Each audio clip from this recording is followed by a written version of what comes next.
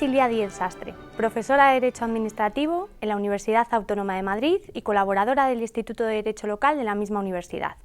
Es un placer para mí participar en esta iniciativa, compartir conocimiento, promovida por la Unión de Directivos Territoriales de Europa. En los próximos minutos trataré de exponer cuáles son los ejes en torno a los cuales se articula la regulación europea en materia de contratación pública local. Por contratación pública entendemos la actividad de los gobiernos locales encaminada a proveerse en el mercado de servicios y suministros necesarios para su funcionamiento y la realización de obras vinculadas a la prestación de servicios públicos.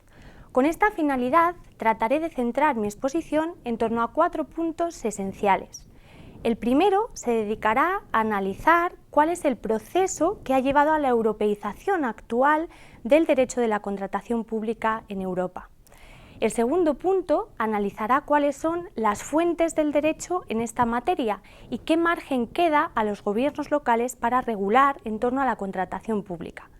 En tercer lugar, prestaré atención brevemente a los procedimientos de adjudicación de los contratos públicos y, en último lugar, haré una breve referencia a los procedimientos de revisión de las decisiones en materia de contratación pública a nivel europeo. El primer punto de la exposición se centra en la europeización del derecho de la contratación pública. Vamos a analizar cuáles han sido las razones que explican este proceso progresivo de extensión del derecho europeo sobre la contratación, en nuestro caso, de los gobiernos locales. En la tradición europea continental existían tradicionalmente reglas orientadas a disciplinar la contratación de las administraciones públicas. Estas reglas se pueden explicar en torno a dos modelos diferenciados. Por un lado, el modelo francés y por otro lado, el modelo de corte germánico. En el modelo de corte germánico, las administraciones públicas tenían una serie de reglas orientadas a seleccionar al contratista de la administración. Estas reglas normalmente eran reglas puramente internas, que no se consideraban derecho y por lo tanto no producían ningún efecto hacia terceros. Más allá de estas reglas específicas de funcionamiento de la Administración, la ejecución del contrato se regulaba por el Código Civil, de la misma manera que los contratos de los particulares. A diferencia de esta tradición germánica, a la que se adscriben países como Austria o Italia y la propia Alemania, se opone el modelo de corte francés, en el que se inscriben países como España. En el modelo francés, existían también una serie de reglas contenidas esta vez en la ley orientadas a seleccionar al contratista, pero la particularidad especial es que la ejecución del contrato se regía también por reglas específicas de derecho público y no por el Código Civil como sucedía en la tradición germánica. De esta manera se creó un concepto nuevo, el de contrato administrativo, opuesto al contrato privado que rige las relaciones entre particulares y que supuso un hito para la construcción de la propia idea de derecho administrativo. En este contexto normativo, la Unión Europea introduce un cambio radical de modelo. Las instituciones europeas, a partir de los años 70, tomaron conciencia de la relevancia que tenía la actividad de contratación pública de las administraciones en su conjunto y, por supuesto, también de la contratación de los gobiernos locales. La actividad económica que se articula en torno a la contratación pública supera más del 12% del Producto Interior Bruto de la Unión Europea, oscilando en función de los ciclos económicos. Esta importante actividad económica, esta participación pública en el mercado, tenía que obtener, por tanto, una respuesta de las instituciones europeas. Así que a partir de los años 70 comenzaron a aprobarse directivas encaminadas a armonizar, a homogeneizar los procedimientos que debían regir la selección de los contratistas de las administraciones públicas. Estas directivas se fueron sucediendo en el tiempo hasta crear en la actualidad un verdadero derecho completo de la contratación pública. Las particularidades de este nuevo derecho europeo de la contratación pública pueden resumirse en dos características. El primero de ellos es la importancia del desarrollo del mercado interior. Hay que tener en cuenta que la competencia en la que se apoya la Unión Europea para regular en esta materia es precisamente el desarrollo del mercado interior. Es ese y no otro el objetivo que debe perseguir la regulación europea. Por esa razón, el derecho europeo se centra fundamentalmente en garantizar la competencia entre los operadores económicos. Esa es su preocupación fundamental.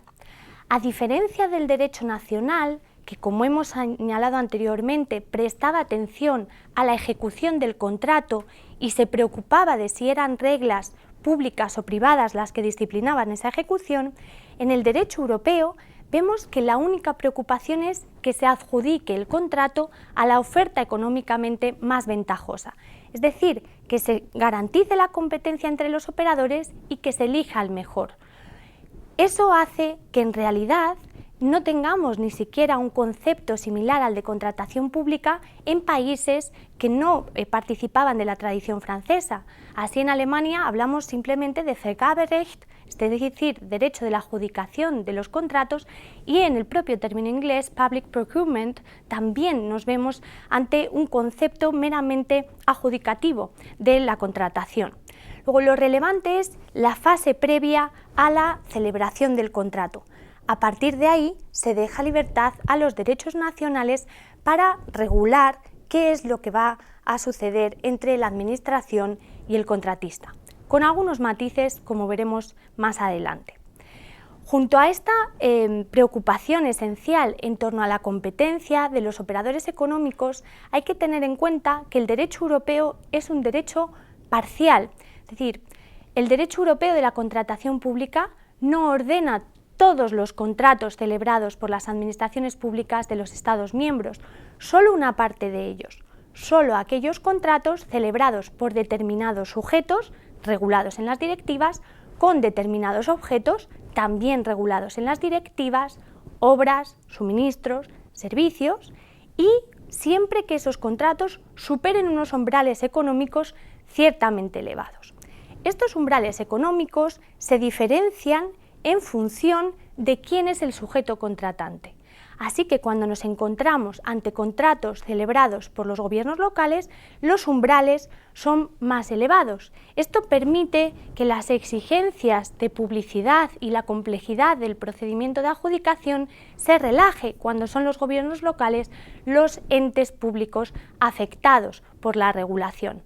No obstante, los umbrales, que se sitúan en 5 millones de euros para obras y 200.000 euros para suministros y servicios, no impiden que en muchísimos casos los gobiernos locales también deban someterse a unas reglas ciertamente complejas para elegir cuáles van a ser los contratistas que lleven a cabo o que suplan sus necesidades. La parcialidad de la regulación europea, es decir, su carácter incompleto, ha producido algunas disfunciones a nivel nacional. Hay que tener en cuenta que solo una parte del ordenamiento jurídico nacional está sometido a las regulaciones europeas. La otra parte está sometida de una manera distinta, únicamente se vincula a los principios europeos de la contratación para garantizar las libertades europeas, y no en todos los casos. Esto ha llevado a que en algunos países, como sucede en España o en Alemania, la regulación de la contratación pública haya quedado radicalmente partida en dos, de forma que en función del tipo de contrato y de su cuantía y del ente adjudicador, vamos a ver que se aplican unas reglas mucho más exhaustivas y complejas para contratar que en otros. ¿Esto cómo afecta a los gobiernos locales? Sin duda, cuando los gobiernos locales, por su menor tamaño, contraten por menores cuantías, tendremos que su regulación será más sencilla, podrán beneficiarse de procedimientos de adjudicación más simples. Cuando no sea así, en entes locales complejos, con grandes competencias de gestión, se tendrán que someter también a las reglas difíciles y exigentes del derecho europeo. Una vez visto este primer punto de cómo se ha europeizado el proceso de contratación pública, vamos a analizar cuáles son las fuentes que rigen la contratación pública local en Europa.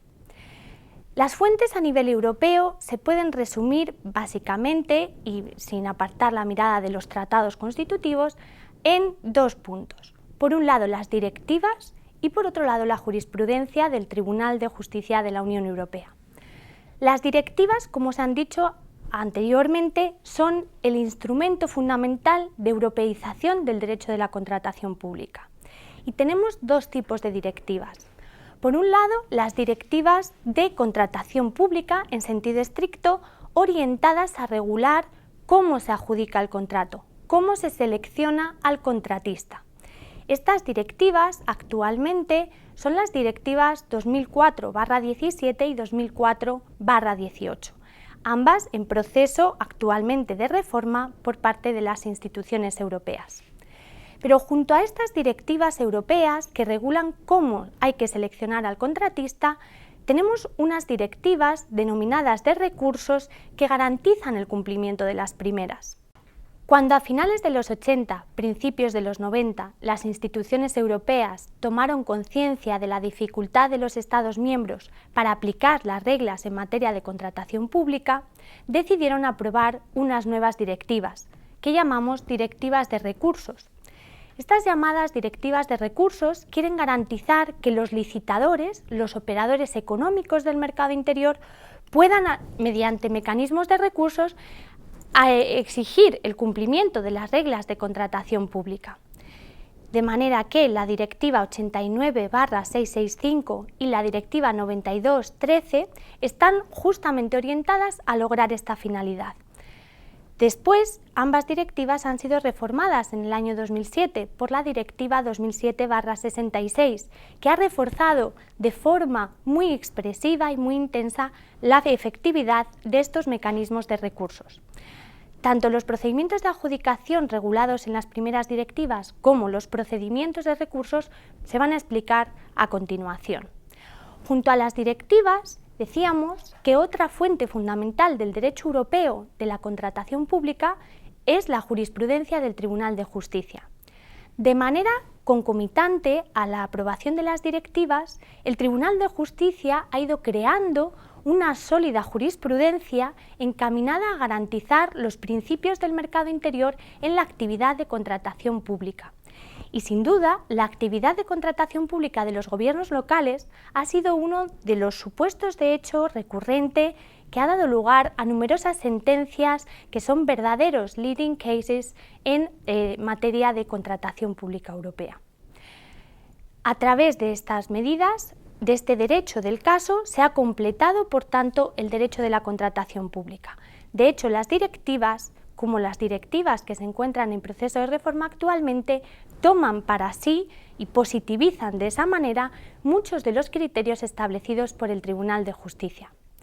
Por debajo del nivel europeo de regulación nos encontramos en cada país el derecho nacional, que está obligado por el derecho europeo.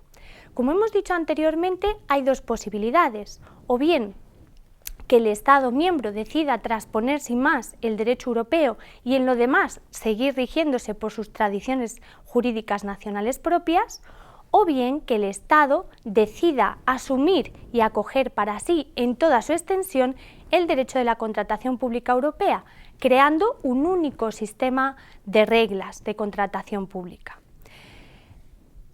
En España, como en Alemania, se ha optado por un sistema partido de regulación de los contratos públicos.